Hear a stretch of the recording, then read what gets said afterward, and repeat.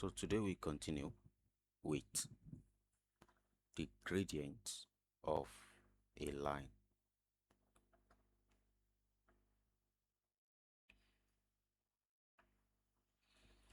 Now for the gradient of a line, we usually define it as the rise divided by the run. This is gradient.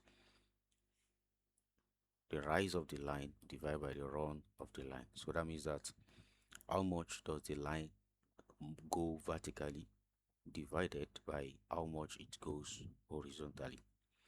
So that's how we work out the gradient of a line.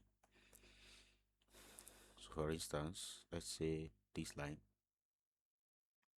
Now it's not compulsory that you pick the whole line to work out the gradient. You can just pick any sections of the line.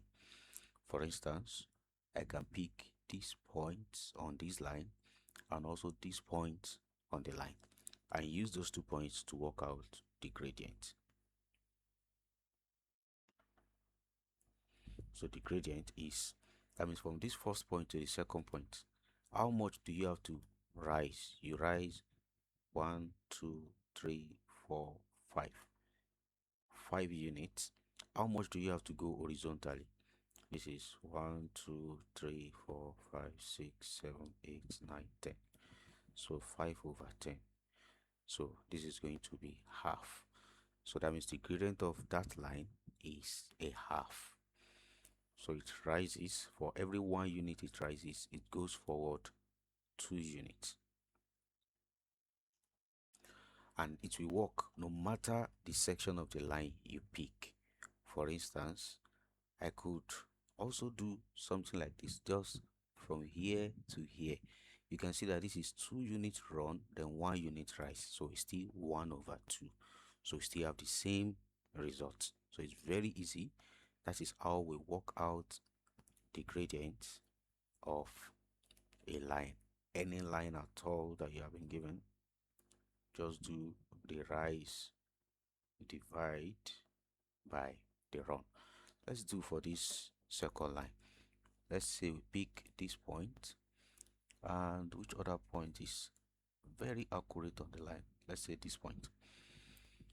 So we can see here this time around that this is not a rise, because don't forget, we are always moving to the right. So if you want to move to the right, like you want to move from this first point to the second point, you're going to see that it's going to be a drop, because you go horizontally 1, 2, 3, 4, 5, 6, 7, 8, 9, but vertically that is 2. So the gradient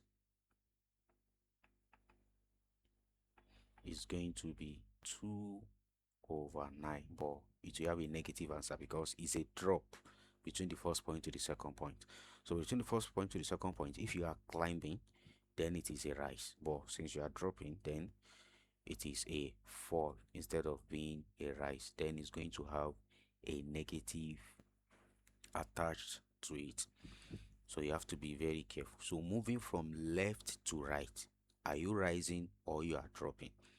So if you are rising, positive. If you are dropping, then it's a negative. Let's do this line.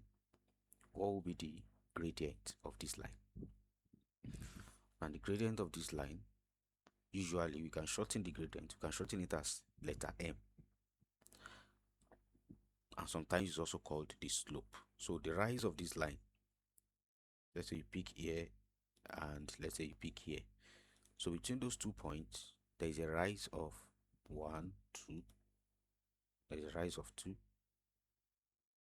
What's the run? The run is 0. So 2 over 0 is undefined.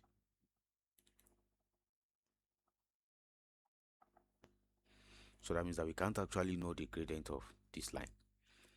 The line is too steep for the gradient to be measured.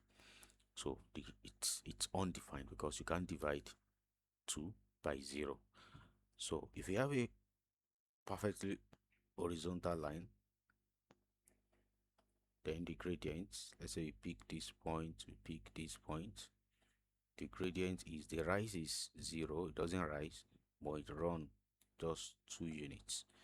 So 0 divided by 2 is 0. So this line has a gradient of 0. So this is how easy it is to work out the gradient of a line.